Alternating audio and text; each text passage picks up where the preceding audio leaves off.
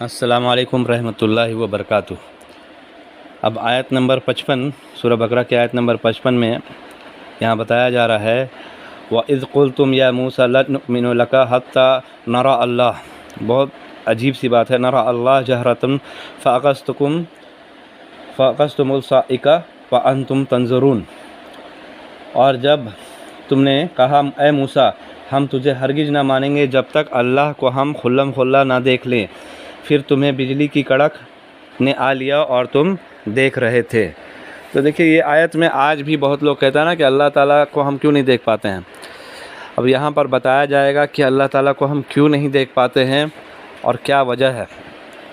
اور یہ کتنا بڑا، کیونکہ سب سے پہلی بات کیا ہے، موسیٰ علیہ السلام کی جو قوم ہے بنی اسرائیل، انہوں نے اتنا معجزہ دیکھ لیا تھا، اتنا میریکلز دیکھ لیا تھا کہ اس کے بعد تو انکار کرنے کا، نافرمانی کا کوئی سوال ہی نہیں پیدا ہوتا۔ لیکن دیکھیے آپ ان کی حد پار کرتے جا رہے ہیں۔ وہ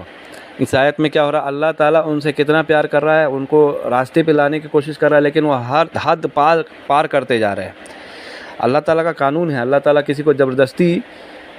اپنے طرف نہیں بلاتا، کیونکہ زبردستی بلانے کا مقصد ہی نہیں ہے۔ اللہ تعالیٰ تو ایسے لوگوں کو چھانٹنا چاہتا ہے جو حقیقت میں اللہ تعالیٰ سے پیار کرتے ہیں، دکھاوے کی طرح نہیں، جیسے ابلیس کا تھا معاملہ۔ تو دکھاوے والا پیار کرنے والا انسان کسی کے ساتھ اچھا سے رہ نہیں سکتا ہے، وہ دکھاوا ہمیشہ رہے گا۔ اسی لیے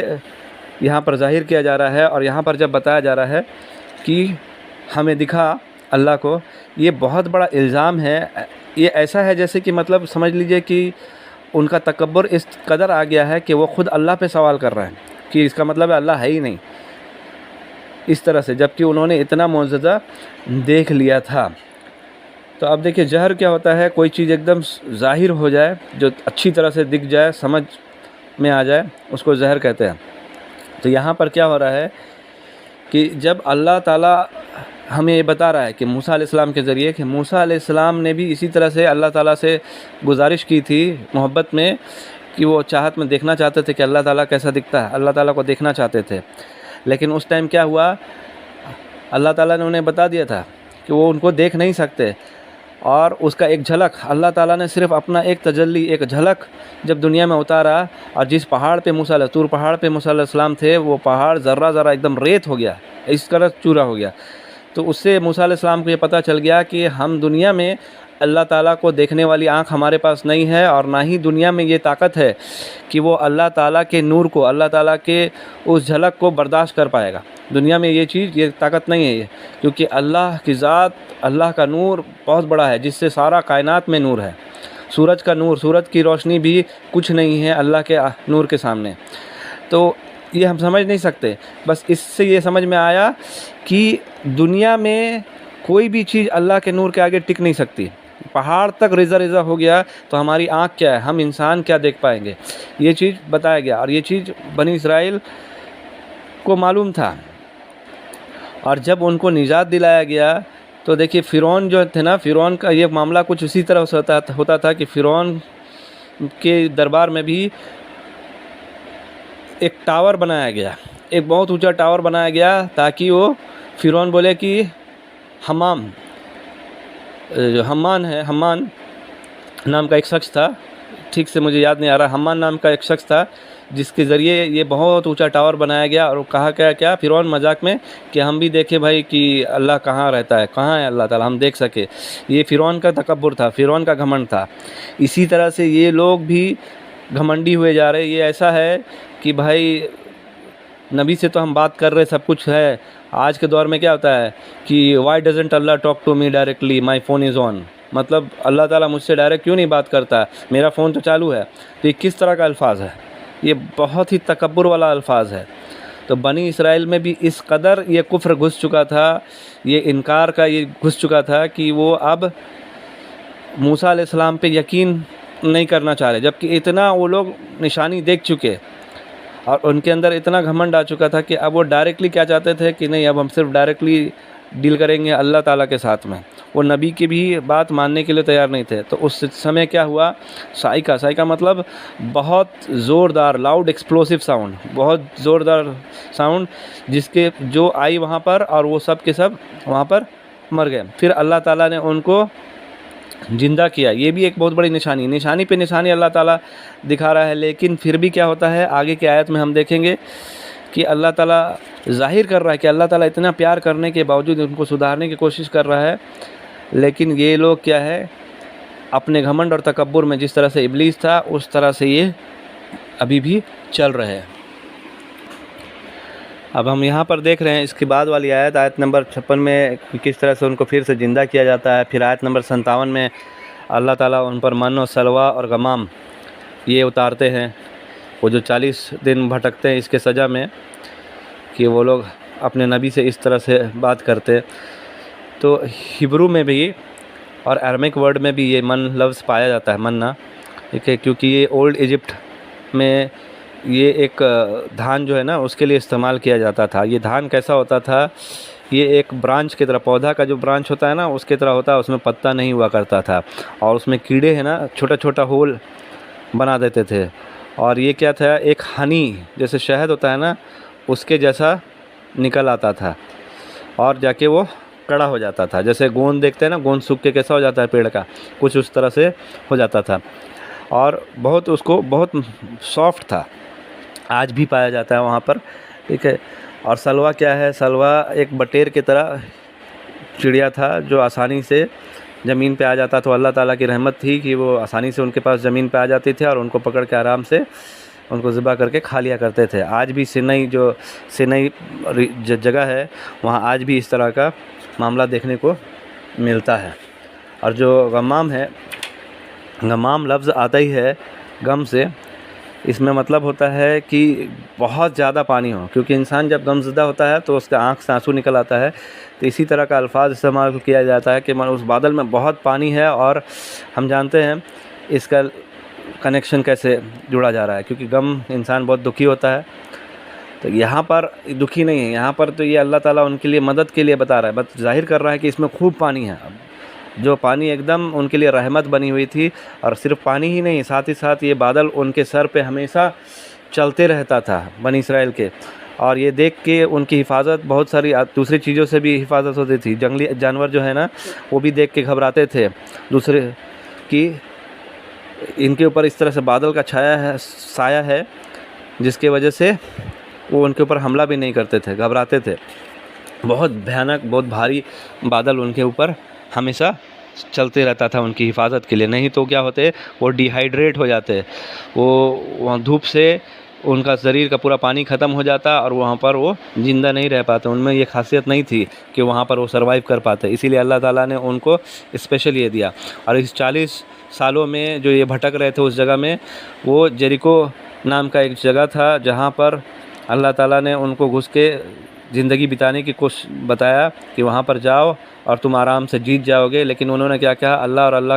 کے رسول مطلب موسیٰ علیہ السلام کو کہا کہ تم اور تمہارا رب جا کے لڑو، ہم نہیں جائیں گے، تو اس کے سزا میں وہ 40 سال وہاں بھٹکتے رہے اور اس جیریکو ٹاؤن میں گھس نہیں پائے۔ جیریکو ٹاؤن ایسے بھی اس ٹائم پہ جو ٹاؤن وغیرہ ہوا کرتے تھے نا،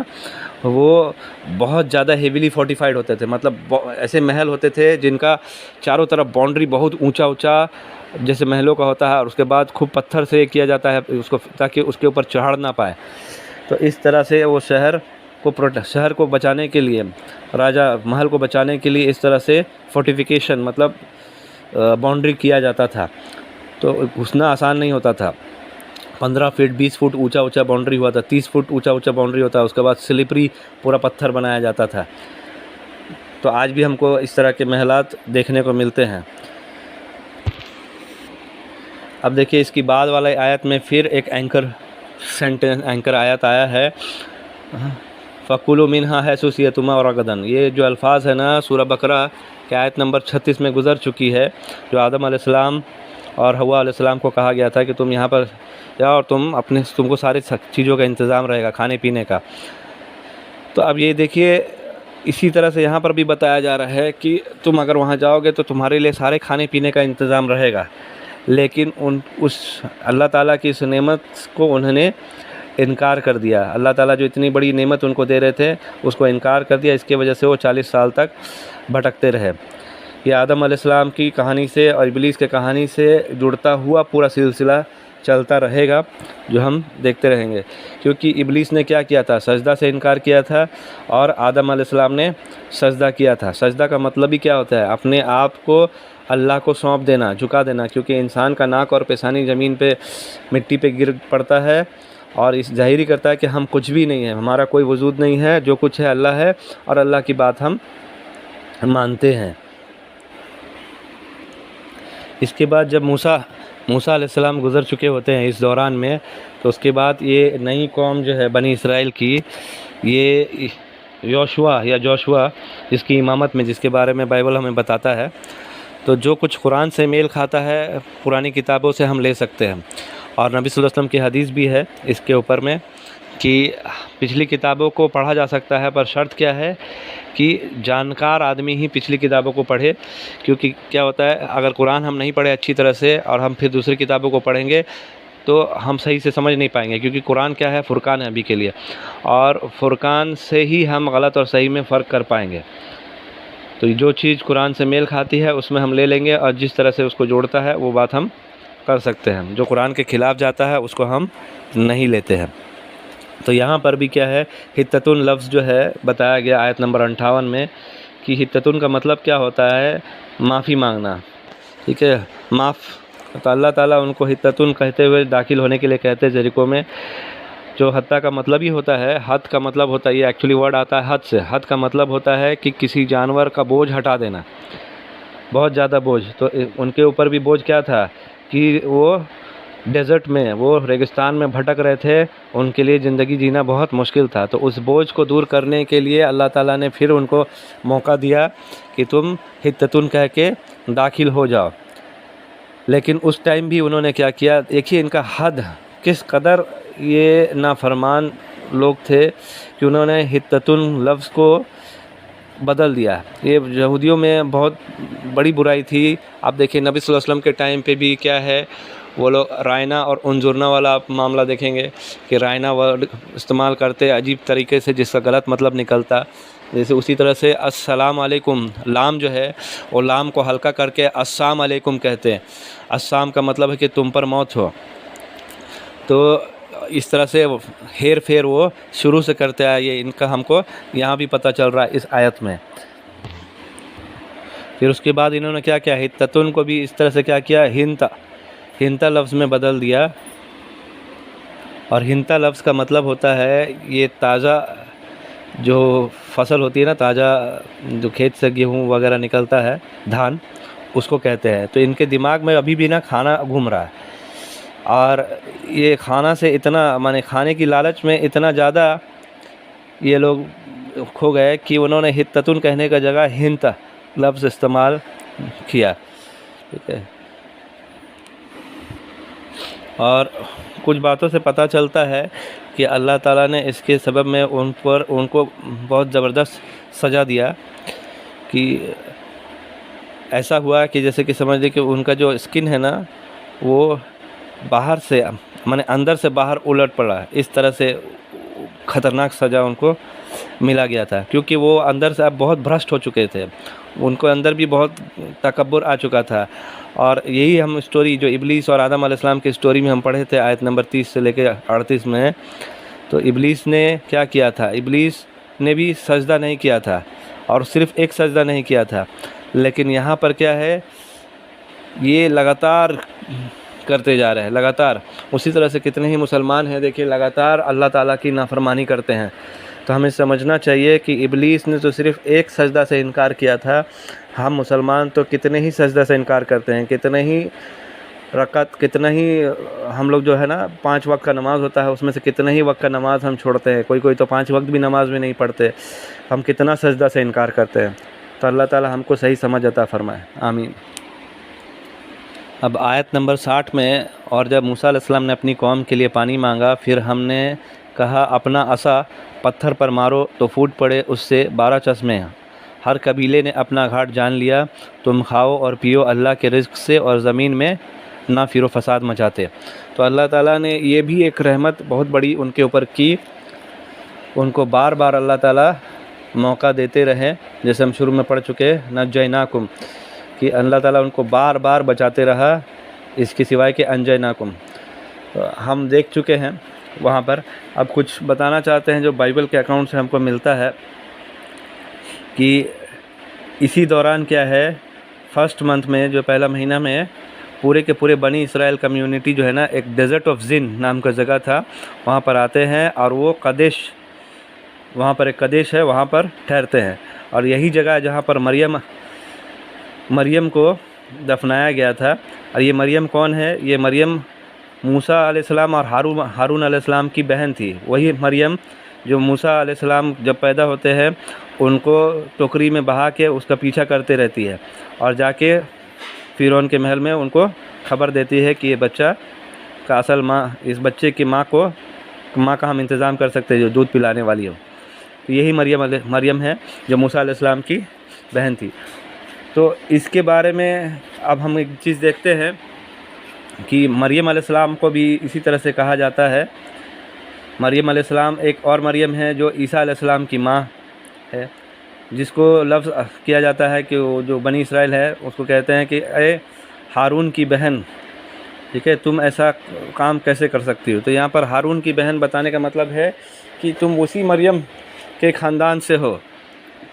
وہی موسیٰ علیہ السلام کی بہن مریم تھی، وہ عزت بتایا جا رہا ہے کہ اسی مریم کے خاندان سے ہو. تو یہاں پر یہ وہ مریم کے بارے میں بتایا جا رہا ہے. تو بہت لوگ اس کو سمجھ نہیں پاتے ہیں کہ مریم کا بارے میں کہاں سے بات آ گیا. تو یہاں پر ہم کو پتہ چل جاتا ہے کہ یہ مریم کے بارے میں کہاں سے بات آ گیا. جبکہ دیکھیے ان کی کتابوں میں ہی ہے، بائبل میں